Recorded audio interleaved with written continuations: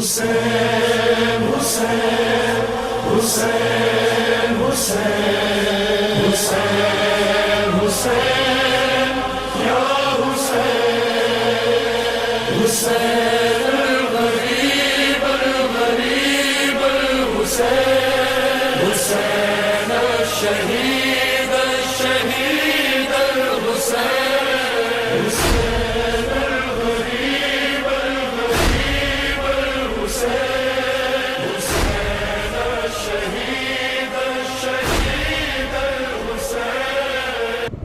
لا حول ولا قوة إلا بالله العلي العظيم. أعوذ بالله من الشيطان اللعين الرجيم. بسم الله الرحمن الرحيم. الحمد لله والصلاة والسلام على رسول الله وعلى آله آل الله لا سيما بقية الله ولعنة الله على أعدائهم أعداء الله من يومنا هذا إلى لقاء الله. أما بعد فقد قال الإمام علي بن الحسين زين العابدين عليهم السلام: وأما حق نفسك عليك فأن تستوفيها في طاعة الله فتؤدي إلى لسانك حقه وإلى سمعك حقه وإلى بصرك حقه وإلى يدك حقها وإلى رجلك حقها وإلى بطنك حقها وإلى فرجك حقه وتستعين بالله على ذلك. ہماری گفتگو امام زین العابدین علیہ الصلاۃ والسلام کے ذریعے پیش کیے گئے انسانی حقوق کے منشور کے سلسلے میں.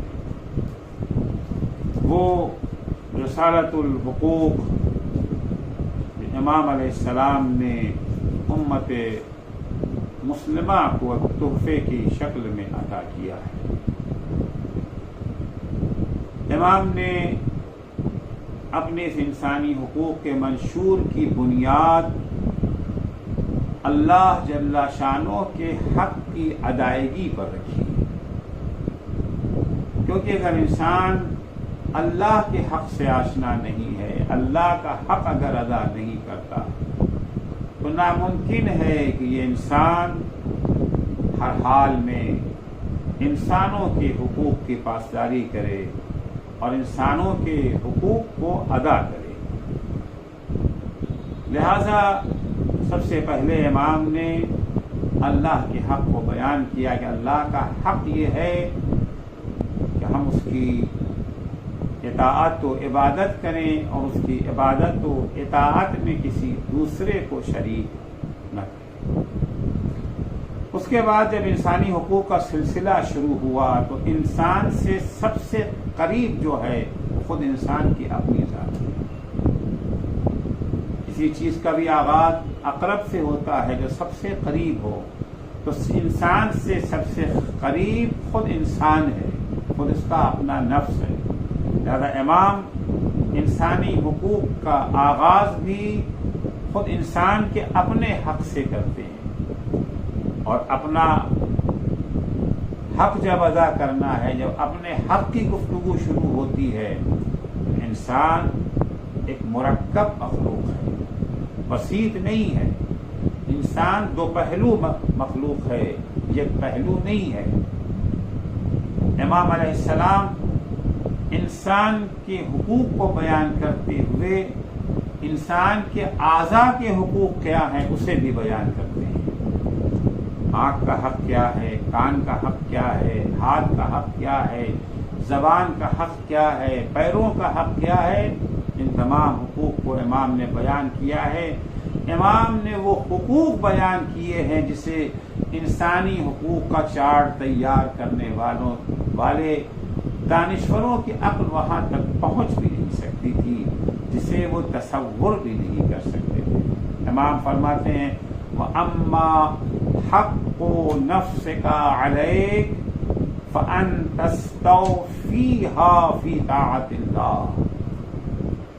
تمہارے نفس کا حق، تمہارا حق تمہارے اپنے اوپر یہ ہے کہ تم اپنے نفس کو، اپنی زندگی کو پوری طرح سے اللہ کی اطاعت میں صرف کرو۔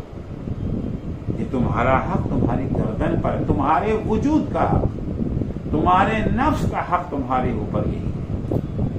البتہ کسی کا حق ادا کرنے سے پہلے اس کے حق کی شناخت، اس کے حق کی معرفت ضروری ہے۔ اگر ہم اس کا حق پہچانتے ہی نہیں، ہمیں معلوم ہی نہیں کہ اس کا کیا حق ہے، تو ادا کیسے کریں گے؟ تو سب سے پہلے اس کے حق کی معرفت ضروری ہے، اور حق کسی کے حق کی معرفت سے پہلے خود اس کی معرفت ضروری ہے۔ کون ہے، کیا ہے؟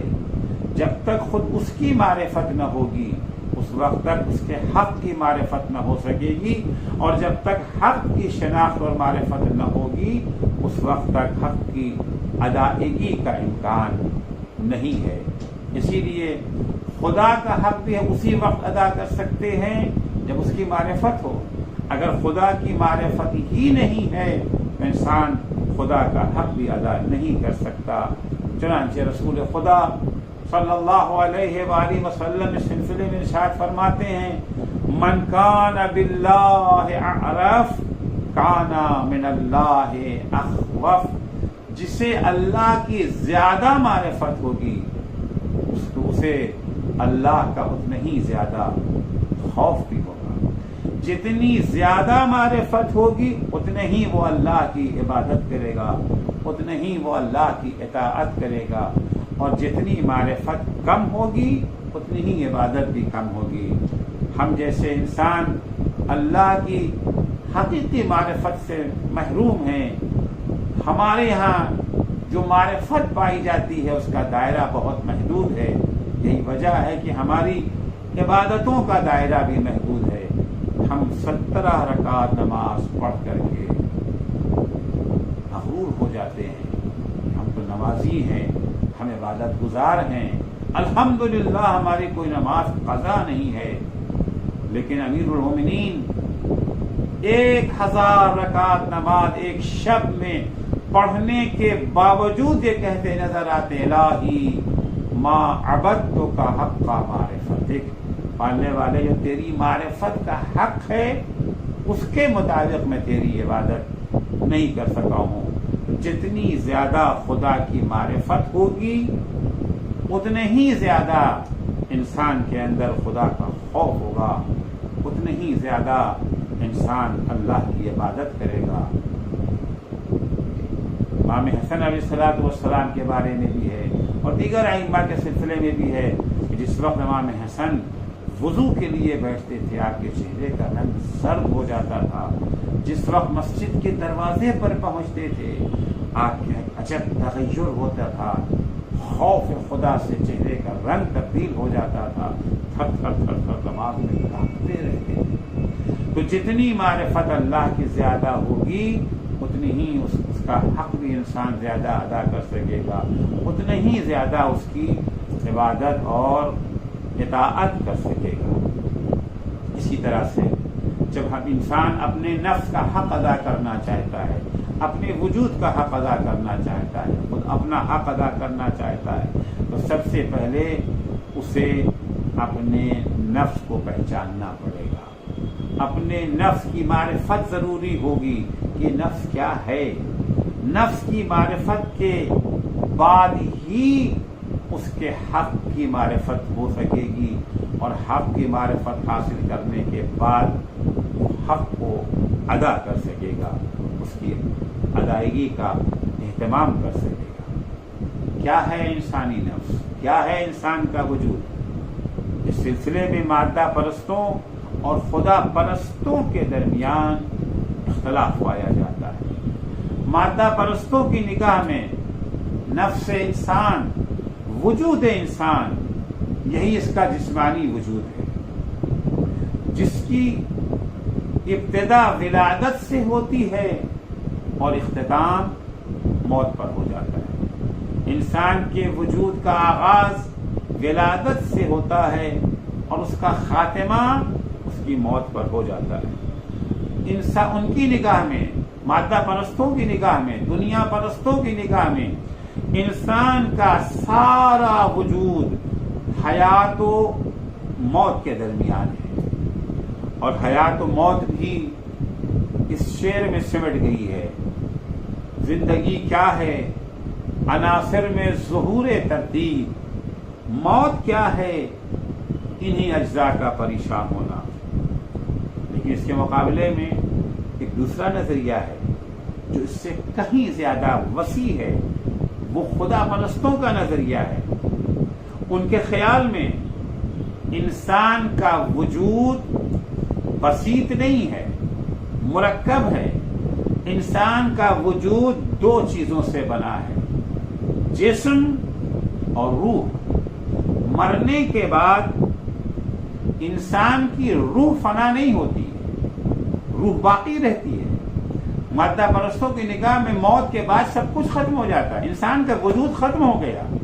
لیکن خدا پرستوں کی نگاہ میں موت انسان کے وجود کو ختم نہیں کرتی ہے۔ بظاہر اس کا جسم جو ہے وہ خاک میں مل جاتا ہے، لیکن روح جو ہے وہ باقی رہتی ہے۔ روح کو فنا نہیں ہے، وہ ابدی ہے۔ اسلام بھی اسی نظریے کی تائید کرتا ہے۔ چنانچہ امیر المومنین حضرت علی بن ابی طالب علیہ السلام فرماتے ہیں کہ ان اللہ عز وجل رکب فی الملائکۃ عقلا بلا شہوہ۔ اللہ نے جب فرشتوں کو بنایا تو اللہ نے ان کے وجود میں صرف عقل کو رکھا ہے، خواہشات ان کے یہاں نہیں پائی جاتی۔ ملائکہ کا وجود خواہشات سے خالی ہے۔ وَرَكَّبَ فِي الْبَهَائِمِ شَهْوَةً بِلَا عَقْلٍ، اور جب چوپایوں کو پیدا کیا، جانوروں کو پیدا کیا، بہائم کو پیدا کیا، ان کے وجود میں اللہ نے خواہشات کو رکھا ہے، شہوت ان کے وجود میں ہے، عقل کا گزر نہیں ہے۔ وَرَكَّبَ فِي بَنِي آدَمَ كِلْتَيْهِمَا، لیکن جب اللہ نے فرزندان آدم کو پیدا کیا، جب اللہ نے انسان کو پیدا کیا، تو انسان کے وجود میں عقل کو بھی رکھا ہے، خواہشات کو بھی رکھا ہے۔ بس دیکھنا یہ ہے کہ آیا عقل خواہشات پر حاکم ہو جاتی ہے یا خواہشات عقل پر؟ خواہشات مغلوب عقل ہو جاتی ہیں یا عقل جو ہے وہ مغلوب خواہشات ہو جاتی ہے؟ امام فرماتے ہیں کہ من غلب عقلہ شہوتہ، جس کی عقل اس کی خواہشات پر غالب ہو جائے، عقل حاکم بن جائے، خواہشات محکوم ہو جائیں، خواہشات عقل کے اشارے پر چلنے لگے، فہو خیر من الملائکہ، ایسا انسان ملائکہ سے بھی بہتر ہے، کیونکہ ملائکہ کے یہاں خواہشات نہیں ہے، صرف عقل ہی عقل ہے۔ وہ اگر عقل کی پابندی کرتے ہیں، اگر عقل کے مطیع و فرما بردار رہتے ہیں تو کوئی بڑی بات نہیں ہے، کیونکہ مزاحم طاقت وہاں موجود ہی نہیں ہے۔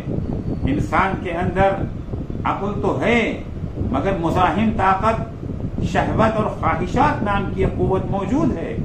اس کے باوجود اگر وہ پابند عقل ہیں، اس کے باوجود اگر وہ عقل کے اشارے پر عمل کرتے ہیں، خواہشات کو مغلوب عقل بنا دیتے ہیں، تو وہ فرشتوں سے بہتر ہیں. ومن غلب شہوتہ عقلہ، لیکن جس کی خواہشات، جس کی شہوت اس کی عقل پر غالب ہو جائے، شہوت حاکم ہو جائے، عقل مغلوب، عقل کا استعمال وہاں ہونے لگے جہاں خواہشات چاہتی ہیں، فَهُوَ شَرٌّ مِّنَ الْبَهَائِمِ، وہ جانور سے بھی بدتر ہے، جانور سے بھی گیا گزرا ہے. کیوں؟ اس لیے کہ بہائم اور جانوروں کے پاس تو عقل ہے ہی نہیں، خواہشات ہی خواہشات تھی. لہذا اگر جانور خواہشات کے اشارے پر چلتے ہیں، خواہشات کے اشارے پر کام کرتے ہیں تو کوئی عیب کی بات نہیں ہے، کیونکہ ان کی عقل ہے ہی نہیں. مگر انسان کو تو اللہ نے عقل دیا تھا. عقل کی نعمت سے مالا مال ہونے کے باوجود انسان اگر شہوت کے راستے پر چل پڑا تو پھر یہ انسان جانور سے بھی بدتر ہے. مولا علیہ السلام کا یہ کہنا کہ وہ جانور سے بھی بدتر ہے، یہ در حقیقت قرآن مجید کی اس آیت شریفہ کی تفسیر ہے. سورہ اعراف آیت 179 میں ارشاد ہوتا ہے، لہم قلوب لا یفقہون بہا، ہم نے انہیں دل دیا ہے، قوت ادراک دی ہے، مگر وہ اس کا استعمال نہیں کرتے، سمجھتے نہیں ہیں. لہم اعین لا یبصرون بہا، ان کے آنکھیں تو ہیں مگر وہ حقائق کا مشاہدہ نہیں کر پاتے. لہم آذان لا یسمعون بہا، ان کے پاس سننے کی صلاحیت ہے مگر وہ حقائق کو سن نہیں پاتے ہیں. اولئک کالانعام بل ہم اضل، ایسے افراد عقل ہوتے ہوئے جو عقل کا استعمال نہیں کرتے ہیں وہ جانور جیسے ہیں، بلکہ جانور سے بھی بدتر ہیں. وہ جس کو مولا نے فرمایا ہے فَهُوَ شَرٌّ مِّنَ الْبَهَائِمِ، وہ جانور سے بھی بدتر ہیں. دیکھیے اندھا اگر کنویں میں گر جائے تو اس کے پاس یہ عذر ہوتا ہے، میرے پاس تو آنکھیں نہیں تھی، میں اندھا تھا، میں دیکھ نہیں سکا کہ کنواں ہے یا یہ جو ہے مسطح زمین ہے. لیکن اگر آنکھ والا بینائی رکھتے ہوئے آنکھیں ہونے کے باوجود اگر وہ کنویں میں گر جائے تو پھر اس کے پاس کوئی عذر باقی نہیں رہتا ہے. خداوند متعال نے انسان کو راہ کمال و ارتقاء طے کرنے کے لیے کچھ وسائل عطا کیے ہیں جو جانوروں کو نہیں ملے ہیں. اگر انسان ان کا صحیح استعمال نہ کرے تو یہ ان کے حق کی پامالی مانی جائے گی، ان صلاحیتوں کے حق کی پامالی ہے. جو صلاحیتیں اللہ نے کمال و ارتقاء کی منزلوں کو طے کرنے کے لیے انسان کو عطا کی ہے. دینی نقطہ نظر سے انسان حیوانی خواہشات اور عقلانی قوت کا مجموعہ ہے. اس کے اندر عقل بھی موجود ہے اور حیوانی خواہشات بھی موجود ہیں. اسلام کی نظر میں انسانی نفس کا مقام اور اس کی منزلت جسم اور جسمانی تعلقات سے مافوق ہے. انسان کی قدر و قیمت صرف جسم اور جسمانی قوتوں تک محدود نہیں ہے. لہذا اس کا پہچاننا ہمارے لیے بہت ضروری ہے. ہم جسمانی تقاضوں کو بھی پہچانیں، روحانی تقاضوں کو بھی پہچانیں. چنانچہ مولائے کائنات امیر المومنین حضرت علی بن ابی طالب علیہ السلام فرماتے ہیں، نال الفوز الاکبر من ظفر بمعرفت النفس، جس انسان کو اپنے نفس کی معرفت حاصل ہوگی، جس انسان نے اپنے نفس کو پہچان لیا، جس انسان نے اپنے وجود کی حقیقت کو پہچان لیا، اسے بہت بڑی کامیابی مل گئی، فوز اکبر کا مالک ہو گیا وہ انسان. دوسری جگہ پر مولا فرماتے ہیں کہ رحم اللہ امرأن عرف قدرہ ومن لم یتعدى طورہ. اللہ رحم کرے، رحمت نازل کرے اس شخص پر جسے اپنی قدر و قیمت کی معرفت ہو، جسے اپنی قدر و قیمت کا عرفان حاصل ہو جائے اور اپنی حد سے تجاوز نہ جب انسان کو اپنی حد معلوم ہو گئی، اپنی قدر و قیمت معلوم ہو گئی، نہ اپنی قدر و قیمت کو گھٹائے، اپنی قدر و قیمت کو گرائے، اور نہ اپنی حد سے انسان تجاوز کرے۔ اس سے پتہ چلتا ہے کہ معصومین علیہ السلام کی نظر میں معرفت نفس کی کتنی اہمیت ہے۔ کیوں ائمہ علیہ السلام نے معرفت نفس کو اتنی اہمیت دی؟ اس کا جواب یہ ہے کہ خود کو پہچاننے والا انسان اپنی صلاحیتوں کو بھی خوب جانتا ہے، اور ان صلاحیتوں کو اپنی سعادت و خوشبختی کی راہ میں استعمال کرنا بھی جان لیتا ہے۔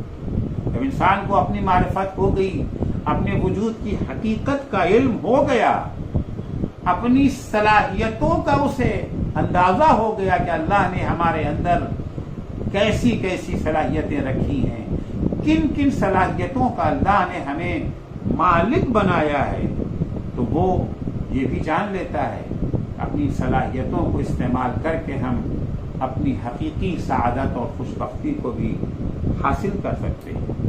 اس علم و آگہی کی روشنی میں اس معرفت کے طفیل اپنی مادی زندگی کو بھی خوشحال بنا سکتا ہے، اور اپنی اخروی زندگی کو بھی سنوار سکتا ہے انسان، اگر اسے اپنی صلاحیتوں کا علم ہو جائے۔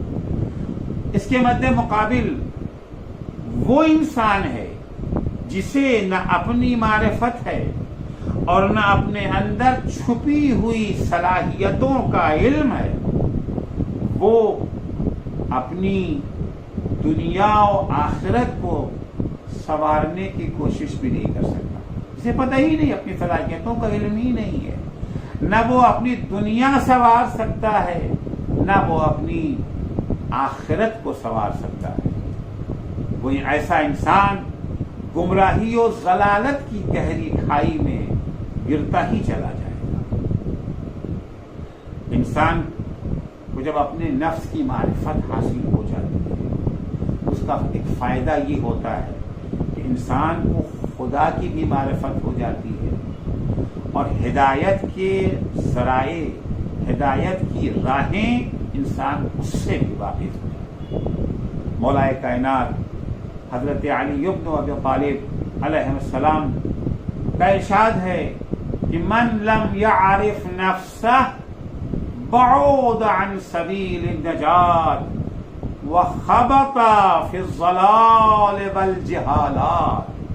جس انسان کو اپنے نفس کی معرفت نہیں ہوتی، جو انسان اپنی توانائیوں سے آشنا نہیں ہے، جو انسان اپنے وجود کی حقیقت اور اس کی گہرائیوں سے واقف نہیں ہے، وہ انسان نجات کے راستوں سے کوسوں دور ہو جاتا ہے۔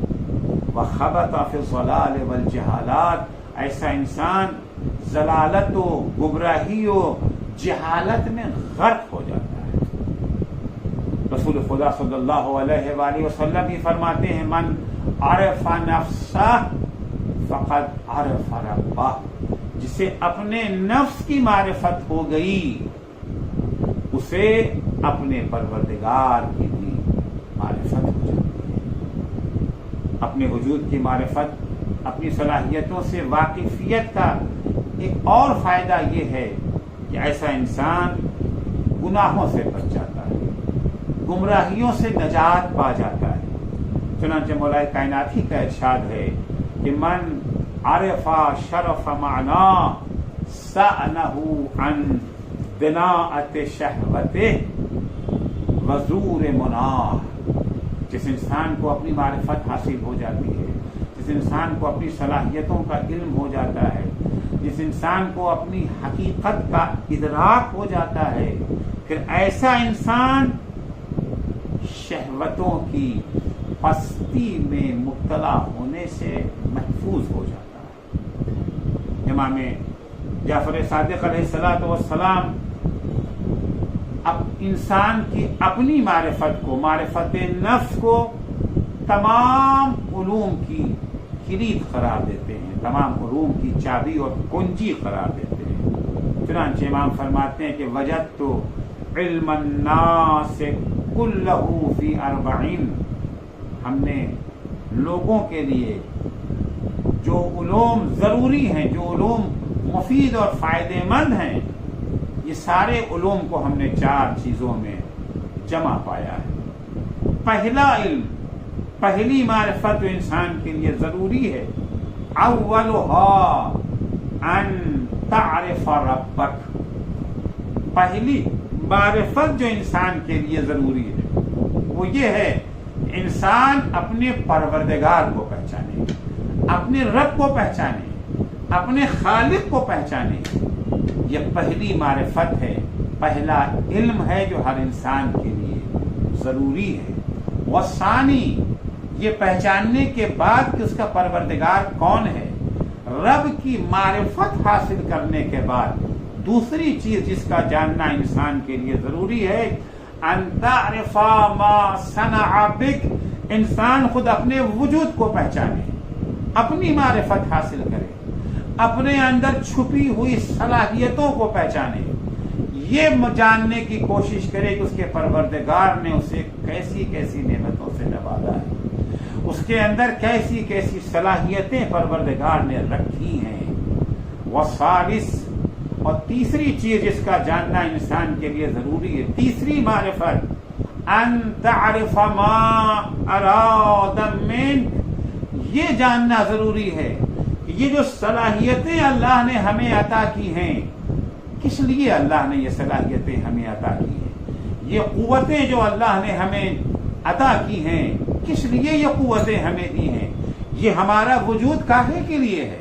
اگر اللہ نے ہمارے وجود کے اندر جسم بھی رکھا ہے، روح بھی رکھی ہے، عقل بھی ہمیں دی ہے، خواہشات سے بھی نوازا ہے، کیا مقصد ہے کہ جسم کے اعضاء، ہاتھ کس لیے دیے، آنکھیں کس لیے دی ہیں، کان کس لیے ہے، زبان کس لیے ہے، زبان کے مقصد کو سمجھے، کیوں اللہ نے ہمیں یہ زبان عطا کی ہے، کیونکہ جب تک مقصد کو سمجھے گا نہیں تب تک زبان کو اس مورد میں استعمال نہ کر سکے گا۔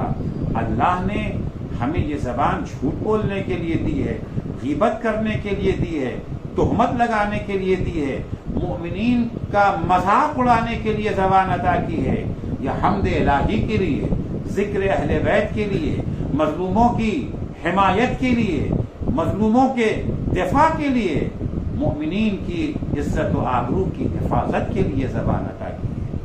جتنی طاقتیں، جتنی نعمتیں، جتنی صلاحیتیں پروردگار نے دی، سب سے پہلے پہچانے کہ کیا کیا دیا ہے، اس کے بعد یہ پہچاننے کی کوشش کرے کہ اللہ نے کیوں دیا ہے۔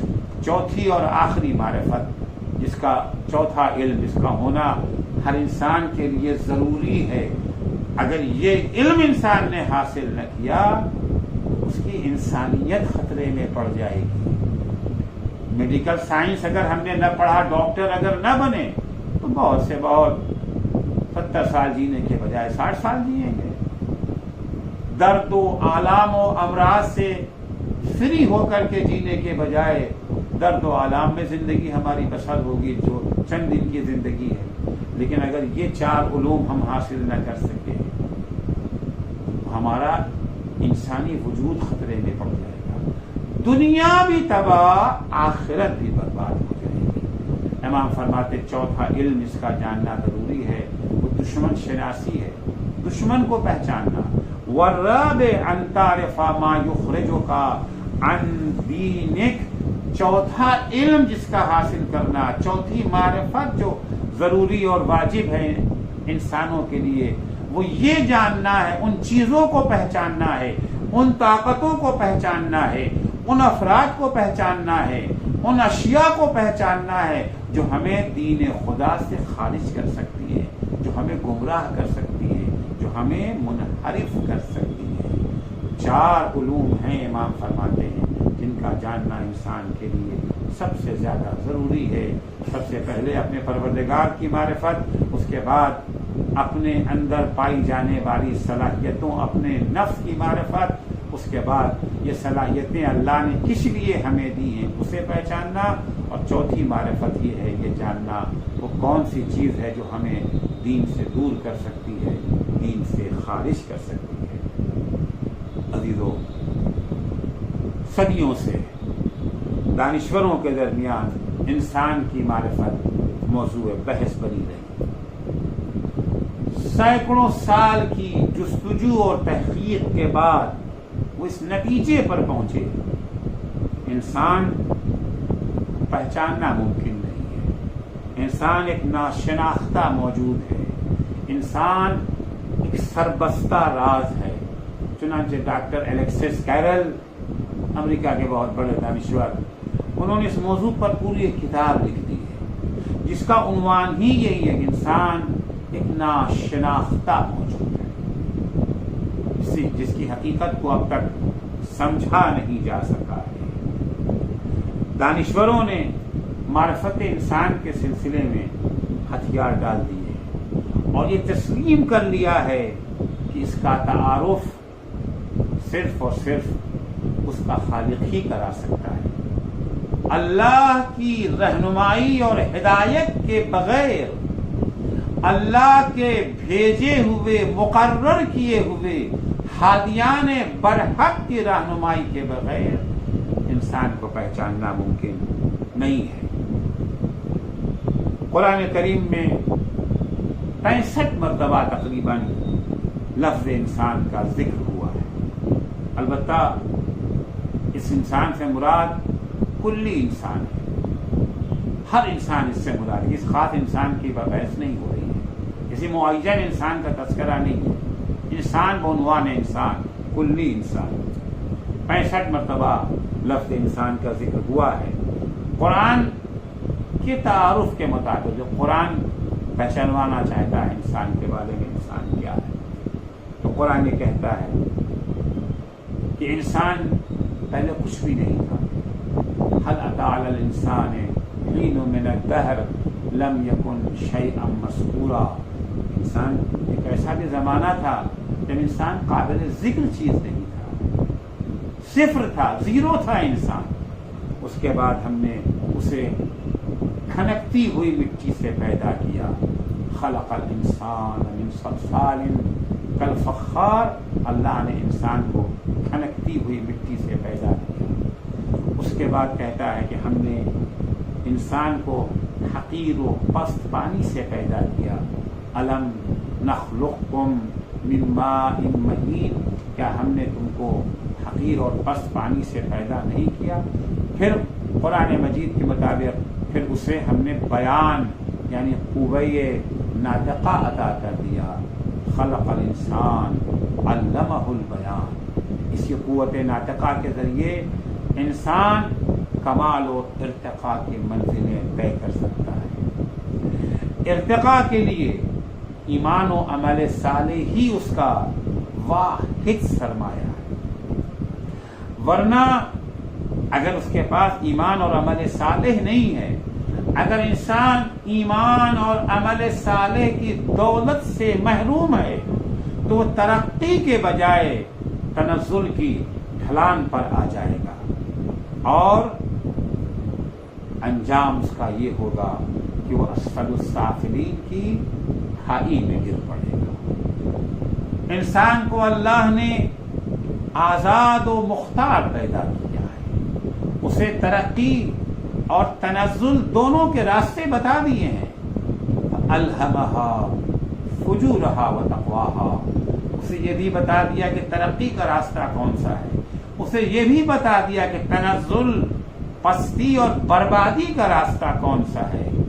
پھر انسان کو آزادی دے دی اللہ نے، جی چاہے تو اس راستے پہ جاؤ جو تمہاری ترقی کا راستہ ہے، رشد کا راستہ ہے، کمال کا راستہ ہے، اور جی چاہے تو اس راستے پہ چلے جاؤ جو تمہاری تباہی و بربادی کا راستہ ہے۔ تم چاہو تو اللہ کی اطاعت کر کے ترقی یافتہ بن جاؤ، اور چاہو تو نافرمانی اختیار کر کے پستی کی گہری کھائی میں گر جاؤ۔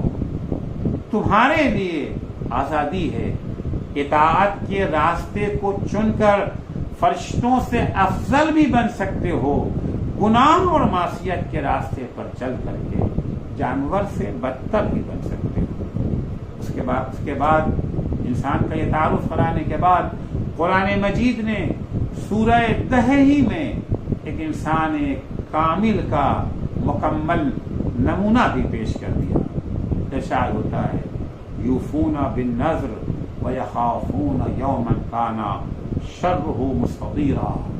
انسانوں ہی میں ایسے انسان بھی ہیں، وہ کامل انسان، وہ مکمل انسان جو اپنے پروردگار سے جس چیز کا وعدہ کرتے ہیں، جو نذر کرتے ہیں، اللہ سے کیے گئے وعدے کو پورا بھی کرتے ہیں اور ڈرتے ہیں اس دن سے جس کا شر بہت سخت ہے اور ہر طرف اس کا شر پھیلا ہوا ہوگا۔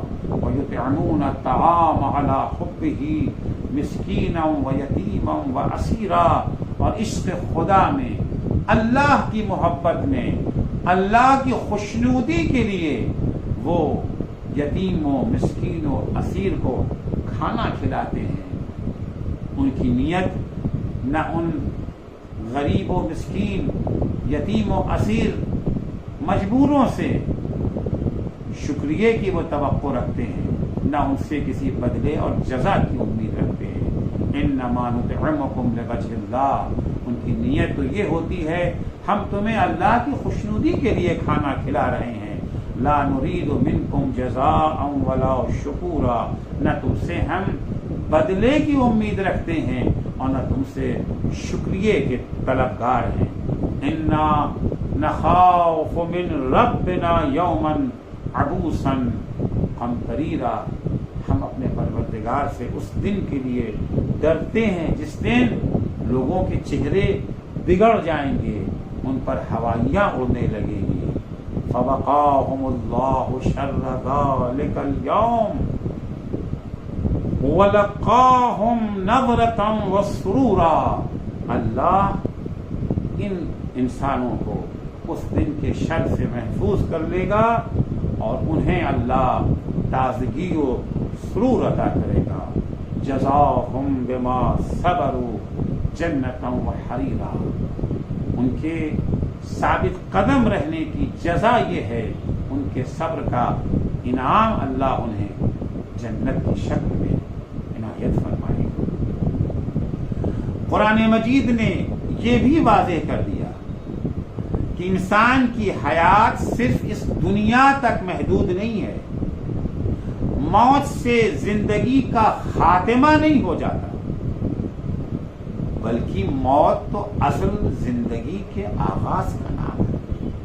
اصل زندگی موت کے بعد ہی شروع ہوتی ہے۔ دنیا میں موت سے پہلے کی زندگی تیاری کی زندگی ہے۔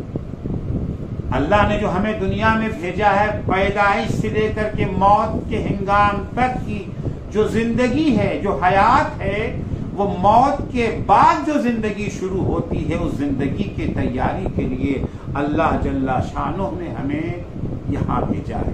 چنانچہ امیر المومنین حضرت علی بن ابی طالب علیہ السلام فرماتے ہیں ایھا الناس انا خلقنا وإیاکم للبقاء لا للفناء، اے لوگو، اللہ نے ہمیں بھی اور تمہیں بھی، ہم جو صاحب عصمت ہیں، ہم جو اللہ کے منتخب بندے ہیں، ہمیں بھی، تم جو گناہوں میں غرق ہو، تمہیں بھی اللہ نے پیدا کیا ہے للبقاء لا للفنا، باقی رہنے کے لیے تمہیں پیدا کیا ہے، فنا ہو جانے کے لیے نہیں، مٹ جانے کے لیے نہیں۔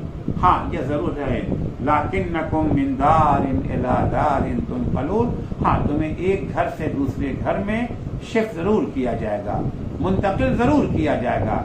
یہ موت فنا نہیں ہے، شفٹنگ ہے، انتقال ہے، منتقل ہو جانا ہے اس دنیا سے عالم برزخ کی طرف، پھر عالم برزخ سے عالم آخرت کی طرف۔ فَتَزَوَّدُوا لِمَا أَنْتُمْ صَائِرُونَ إِلَيْهِ وَخَالِدُونَ فِيهِ، لہذا تم تیاری کرو وہاں کی جہاں تمہیں جانا ہے، موت کے بعد اگر قصہ تمام ہو جاتا، قضیہ ختم ہو جاتا، مٹ جاتا انسان، فنا ہو جاتا تو بات آسان تھی، لیکن نہیں، موت خاتمے کا نام نہیں ہے، موت مٹ جانے کا نام نہیں ہے، موت ایک نئی زندگی کے آغاز کا نام ہے، موت شفٹنگ کا نام ہے۔ جہاں تمہیں جانا ہے عالم برزخ کی تیاری کرو، عالم آخرت کی تیاری کرو، وہ عالم آخرت جہاں تمہیں ہمیشہ رہنا ہے، وہاں کی تم تیاری کرو۔ عزیزو، اسلام کی نگاہ میں موت فنا نہیں، مٹ جانا نہیں ہے۔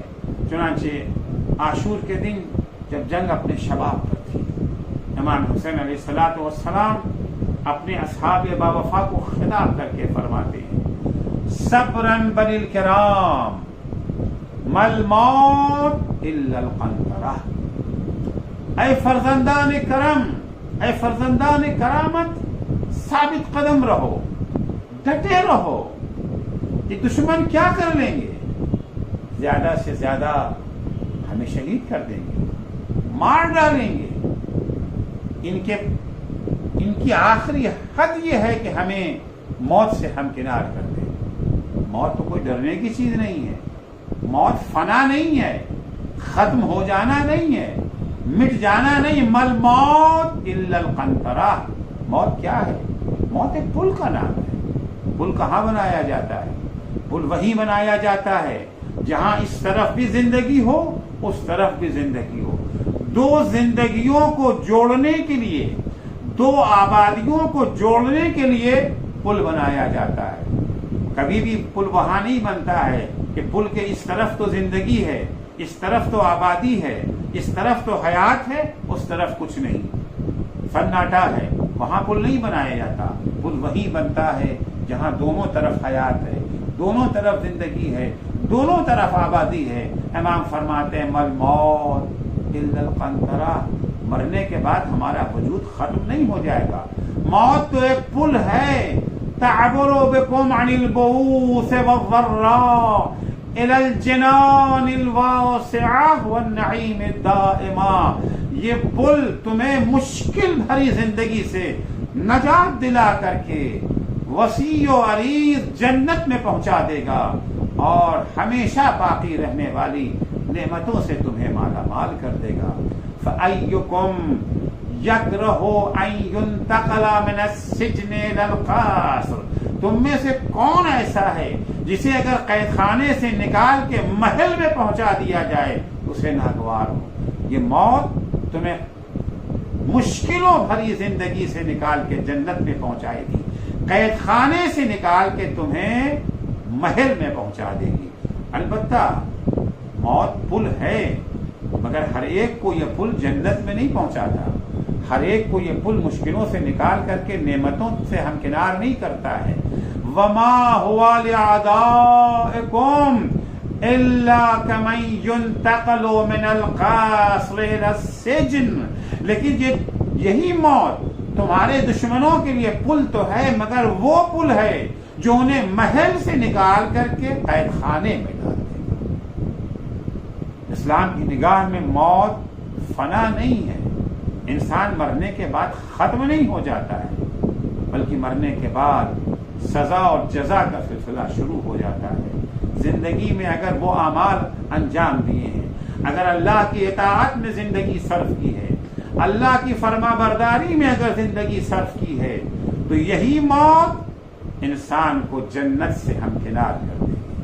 لیکن اگر خدا نخواستہ زندگی گناہوں میں گزری ہے، زندگی معصیت میں صرف ہوئی ہے، اللہ کی نافرمانی میں زندگی کو صرف کیا ہے، تو یہ موت اسے جہنم سے ہمکنار کر دے گی۔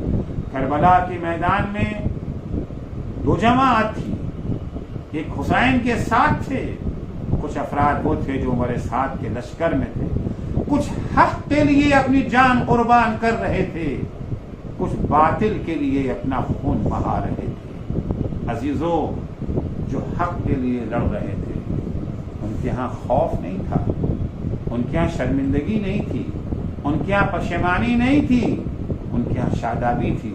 روایات میں ملتا ہے کہ شب عاشور کسی نے حبیب ابن مظاہر کو دیکھا، مذاق کر رہے ہیں، ہنس رہے ہیں۔ کہنے والے نے کہا حبیب آج کی رات کیا مذاق کی رات ہے؟ آج کی رات کیا ہنسنے کی رات ہے؟ کیونکہ وہ تو تمہیں معلوم ہے کہ کل جنگ ہونی ہے، کل سب تن سے جدا ہوں گے۔ کیا جواب جناب حبیب دیتے ہیں؟ جناب حبیب فرماتے ہیں آج سے بہتر رات اور کون سی ہو سکتی ہے ہنسی اور مذاق کے لیے، کیونکہ کل جب صبح نمودار ہوگی، کل کا آنے والا دن ہمیں جنت کی نعمتوں سے ہمکنار کرنے والا دن ہوگا۔ عزیزو، یہی وجہ تھی شہدائے کربلا کے لیے بھی اور اسیران کربلا کے لیے بھی مشکلوں کا برداشت کرنا آسان ہو گیا، ورنہ جن مصیبتوں کا سامنا شہدائے کربلا کو ہوا اور جن مصیبتوں کا سامنا اسیران کربلا کو ہوا، عزیزو ناممکن ہے کہ عام انسان ان مصیبتوں کو برداشت کر لے اور اپنے موقف پر ڈٹا رہے، ثابت قدم رہے، مشکلوں سے گھبرا کر باطل کے سامنے سر جھکانے کو تیار نہ ہو۔ ساری مصیبتیں ایک طرف، تشنگی اور آتش کی مصیبت ایک طرف۔ عزیزو، وہ افراد جو کربلا کے میدان میں عصر عاشور شہید ہو گئے، ان کی بھوک اور پیاس تو عصر عاشور ختم ہو گئی، وہ تو حوض کوثر پہ جا کر کے سیراب ہو گئے، لیکن جو زندہ رہ گئے، جو اسیری کی مصیبتوں سے دوچار ہوئے، خدا ہی بہتر جانتا ہے کہ انہیں کھانا اور پانی کب میسر ہوا۔ عزیزو، ہمیں تو یہی نظر آتا ہے کہ وہ ہر مرحلے پر پیاسے ہی نظر آئے، ہر مرحلے پر پیاسے ہی نظر آئے۔ جس وقت قافلہ اہل بیت اطہار کا اسیر ہو کر کے جا رہا ہے، کوفے سے شام کی طرف قافلہ رواں ہے، شدت کی گرمی پڑ رہی ہے، شمر نے اپنے لشکر کو، اپنے سپاہیوں کو آرام دینے کے لیے ایک منزل پر پڑاؤ ڈالا ہے، خیمے لگا دیے گئے ہیں۔ شمر نے اپنے سپاہیوں کو تو خیمے میں جگہ دے دی، لیکن اہل بیت اطہار، آل رسول خدا، امام حسین کے ننھے ننھے بچے، خواتین اور مخدرات عصمت آسمان کے نیچے تپ چلچلاتی دھوپ میں تپتی ہوئی زمین پر بیٹھے ہوئے ہیں۔ پیاس کی شدت ہوئی، شمر نے اپنے سپاہیوں کو پانی پلانا شروع کیا۔ سکینہ پانی دیکھ کر کے پھوپھی زینب کے پاس آتی ہے، پھوپھی اماں کیا اجازت ہے کہ میں بھی شمر سے تھوڑا سا پانی مانگ لوں؟ زینب کا دل تو نہیں چاہتا کہ اپنے بھائی کے قاتل کے پاس سکینہ کو پانی کے لیے بھیجے، لیکن اگر روکے بھی تو کس سہارے پہ روکے؟ ارے ان کے لیے پانی کا بندوبست کرنے والا عباس تو فرات کے کنارے شانے کٹائے سو رہا ہے۔ جناب زینب نے بادل ناخواستہ سکینہ کو اجازت دے دی۔ ننھی سکینہ چھوٹا سا کاسا لیے ہوئے شمر کے پاس آتی ہے۔ شمر، ارے پیاس سے میرا کلیجہ چھلنی ہوا جا رہا ہے، تھوڑا سا پانی ہمیں بھی دے دے۔ شمر نے کوئی جواب نہ دیا، اپنوں کو پانی پلاتا رہا۔ بچی سمجھی کہ شاید جب اپنوں کو پانی پلا لے گا پھر ہمیں بھی پانی دے دے گا۔ بچی جلتی ہوئی ریت پر ایک جگہ بیٹھ گئی، انتظار کرنے لگی۔ جب شمر سب کو پانی پلا چکا تو ایک دفعہ پھر سکینہ ہاتھ میں کوزہ لیے ہوئے شمر کے پاس آئیں۔ اے شمر، تھوڑا سا پانی مجھے بھی دے دے۔ اے حسین پہ رونے والو، اے عزادار سید الشہداء، سنیں گے؟ شمر نے ایک دفعہ مشکیزہ اٹھایا، مشکیزے کے دہانے کو کھولنا شروع کیا۔ بچی سمجھی شاید شمر مجھے پانی دینا چاہتا ہے، لیکن اے عزیزو، شمر ملعون نے دہانہ کھول کے مشکیزے کا سارا پانی زمین پہ بہا دیا۔ سکینہ کو ایک قطرہ پانی نہ دیا. ارے بچی زمین پہ لوٹنے لگی. اے بابا، اے چچا عباس، سکینہ پیاس سے تڑپ رہی ہے. الا لعنت اللہ علی قوم الظالمین وسيعلم الذين ظلموا أي منقلب ينقلبون. بار الہا تجھے واسطہ ہے محمد و آل محمد علیہ السلام، ہماری اس مختصر سی عبادت کو قبول فرما. پالنے والے ہمیں اپنے نفس کی معرفت کی توفیق عنایت فرما. بار الہا ہمیں توفیق عنایت فرما، ہم اپنی صلاحیتوں کو پہچان کر ان کا وہی استعمال کریں جس کے لیے تو نے یہ صلاحیتیں ہمیں عطا فرمائی ہیں. بار الہا شیعیان حیدر کرار، محبان اہل بیت اطہار، زائران سید الشہداء، عزاداران مظلوم کربلا، جہاں کہیں بھی ہوں ان کی جان، مال، عزت، آبرو کی حفاظت فرما. مراجع کرام اور رہبر معظم انقلاب اسلامی کی حفاظت فرما. امام زمانہ کے ظہور میں تعجیل فرما. جب حضرت کا ظہور ہو تو ہمارے اعمال ایسے ہوں کہ ہم ان کے اصحاب و انصار میں شمار ہو سکیں. اللہم عجل فی فرج مولانا صاحب الزمان وجعلنا من اعوانہ